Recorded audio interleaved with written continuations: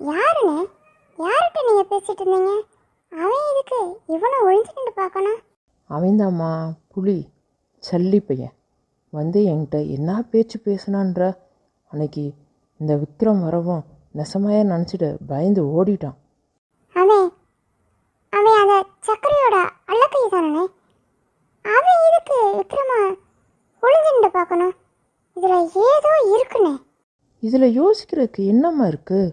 அது இல்லைண்ணே, அந்த சக்கரைக்கு நம்ம நெசமாய பார்த்தாலே பிடிக்காது. அப்படின்றப்ப அவனோட அல்லகை புலி எதுக்குண்ணே ஒழிஞ்சு நின்று இவனை பார்க்கணும்? அதான் எனக்கு ஒன்றும் புரியல. ஓ, நீ அப்படி யோசிக்கிறியாம்மா?